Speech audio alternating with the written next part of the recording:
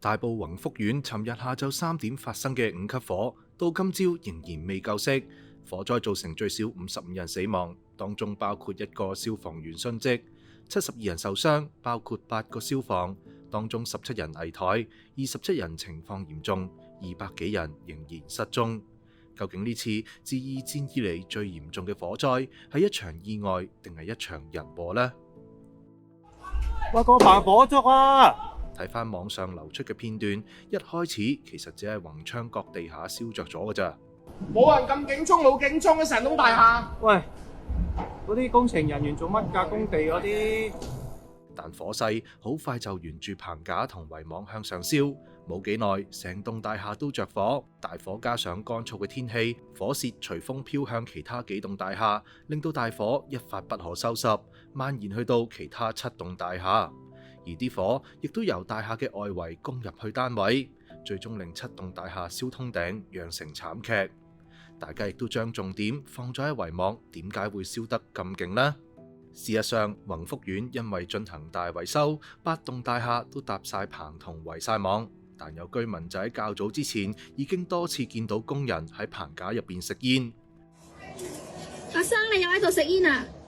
宏福苑居民上年亦都問過勞工處關於棚網嘅安全問題，當時勞工處就話佢哋所執行適用於建築地盤嘅安全條例入邊，並冇任何涵蓋棚網或任何物料嘅阻燃標準。而勞工處巡查完地盤之後話，維修工程唔需要喺竹棚架上邊進行熱工序，用明火或者易燃物品。地盤亦都有提供合適嘅滅火設施，所以棚網發生火災嘅風險相對為低。佢哋已經提醒咗承建商必須做好地盤入邊嘅防火措施，以防火災發生。可惜不幸嘅事最終都係發生咗。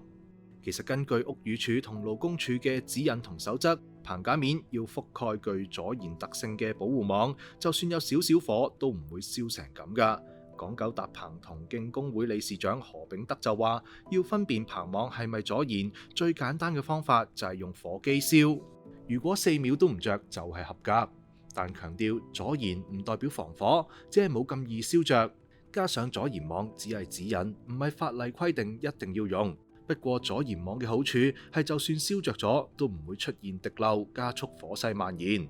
佢就話，非阻燃網嘅價錢一張成本40-50蚊，防火物料貴5到8成，一張成本75到90蚊。加上可以多次使用，唔排除有人諗住慳錢而鋌而走險。保安局局長鄧炳強凌晨見記者嘅時候都話，喺火場發現有唔尋常嘅地方。我哋發現呢個有關大廈嘅外牆嗰啲嘅呢個保護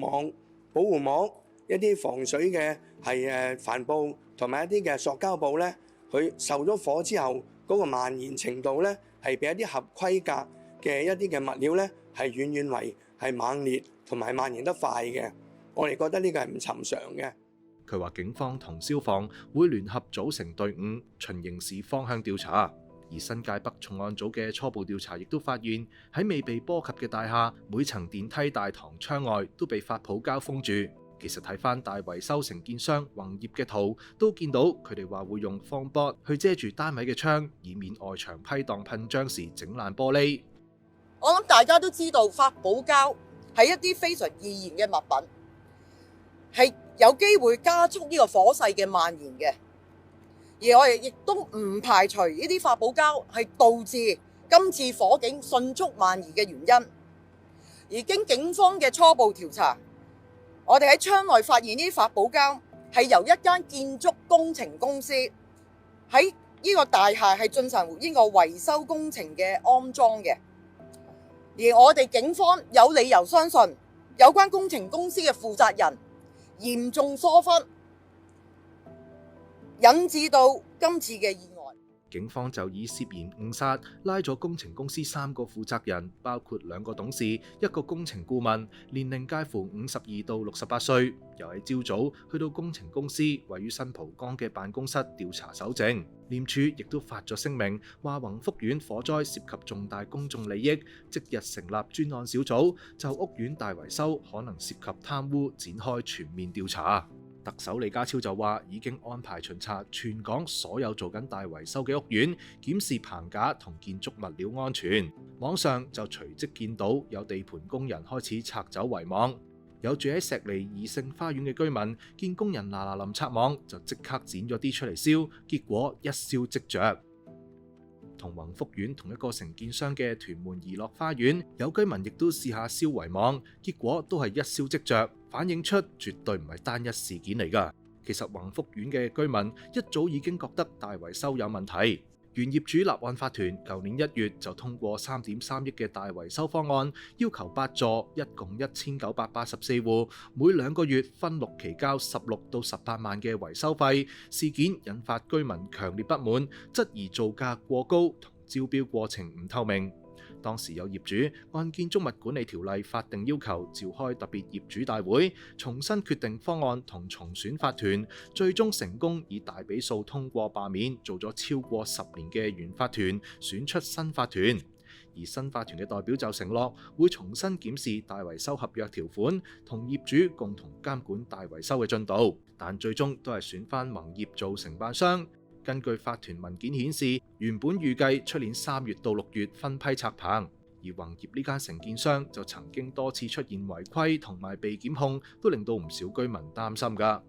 對於呢次3.3億天價維修，有唔少人都將矛頭指向民建聯大埔南區議員黃碧嬌。事關佢曾經喺原法團做過法律顧問，佢 Facebook 亦都曾經 po 過幫宏福苑交文件嘅相。上年更加出 po 指控有人挑撥式直播屋苑維修，講嘅嘢都係妖言惑眾，話大維修進行得如火如荼，一定要同心同德支持法團留任，反對罷免啊！黃碧嬌最新回應傳媒嘅時候就話，大維修已經由新一屆法團同顧問公司同承辦商自己接洽。佢區內覆蓋嘅範圍仲有廣福村，亦都進入咗維修階段，接嘅投訴都唔多。而佢所屬政黨民建聯就發聲明澄清，指從未參與宏福苑大維修招標同任何工程，對一切謠言保留追究權利。至於今次嘅災難，承建商宏業有冇買足保險呢？市傳宏福苑綜合保險係由中國太平承保，財產全險賠款總上限係20億，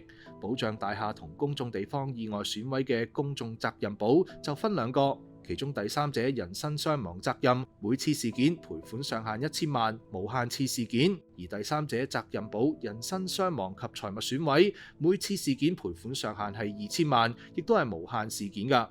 中國太平回覆傳媒嘅時候冇否認為宏福苑承保，話同事整理緊文件處理屋苑嘅事，依家最迫切就係幫助居民，有新消息會再回應。國際專業保險諮詢協會會長羅少雄就話，20億應該足夠支付大廈嘅重建費用，但就批評第三者責任每件事投保1000萬就肯定唔夠，因為呢個金額只係法例最低要求，一般唔會建議買咁少㗎。如果單位數目多嘅話，一般都會建議投保過億，因為如果投保額唔夠賠嘅話，法庭係要自己墊底㗎。今次條片就嚟到呢度，大家又認為呢次大火係天災定係人禍呢？可以留言討論下㗎。